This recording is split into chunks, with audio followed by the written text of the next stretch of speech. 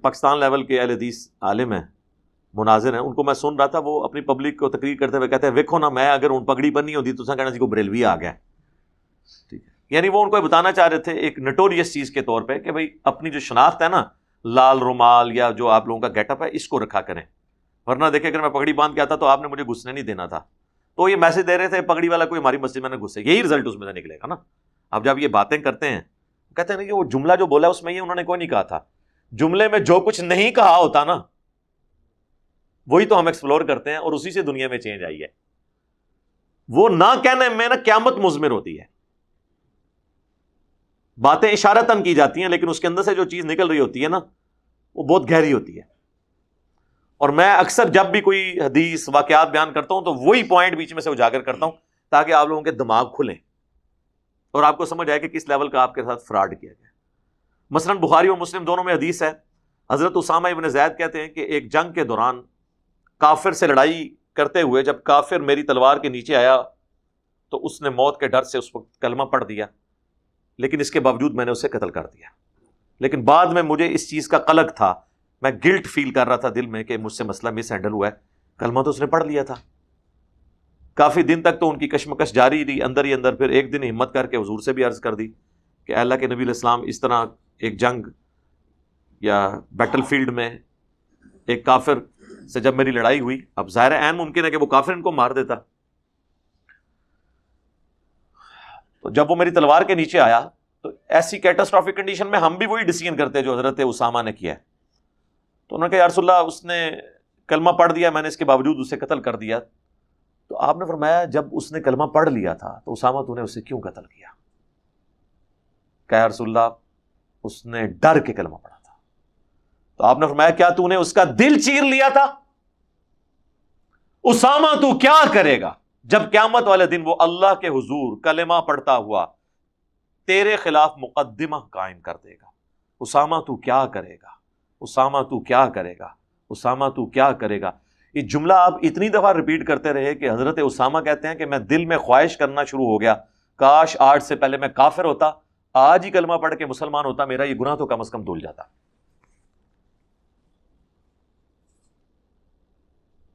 تو نبی علیہ السلام نے بینیفٹ آف ڈاؤٹ بھی نہیں دیا اس مسئلے میں.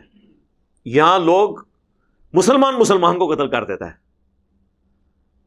ایک کلمہ پڑھنے والا اپنی جنت پکی کرنے کے لیے دوسرے کلمہ پڑھنے والے کو ذبح کر دیتا ہے. اچھا یہ حدیث تو صدیوں سے کتابوں میں لکھی ہوئی تھی، کبھی کبھار کوئی بیان بھی کر دیتا ہوگا، لیکن اس کے اندر جو چھپے ہوئے راز ہیں وہ تو میں نے آشکار کیے ہیں نا آگے. کہ حضرت اسامہ سے جب نبی علیہ السلام نے یہ کہا کہ تو نے دل چیر لیا تھا تو حضرت اسامہ کو چاہیے تھا کہ وہ کہتے کہ یا رسول اللہ غوث، کتب، ابدال، عام پیر بھی اپنے مریدوں کے دل کے حال جانتے ہیں، اور میں تو بڑا اولو العزم صحابی ہوں، میں آپ کے لاڈلے منہ بولے بیٹے زید ابن حارثہ، جو واحد صحابی جس کا نام قرآن میں آیا سورۃ الاحزاب میں اور کسی صحابی کا نام قرآن میں نہیں آیا، میں اس کا بیٹا ہوں. اور یا رسول اللہ میں تو اتنا لاڈلا ہوں کہ صحیح بخاری میں حدیث ہے کہ نبی علیہ السلام اپنے گود میں زانوں میں ایک طرف حسن ابن علی کو بٹھاتے تھے، دوسری طرف اسامہ ابن زید کو.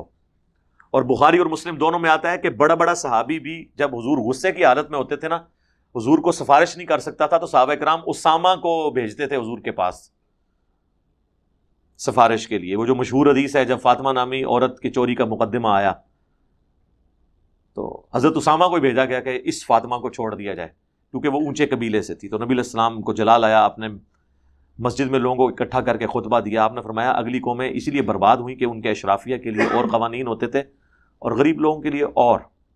اللہ کی قسم اگر میری بیٹی فاطمہ بھی چوری کرتی تو میں بھی اس کے ہاتھ کٹوا دیتا. تو وہاں پہ بھی سفارش حضرت اسامہ سے کروائی گئی.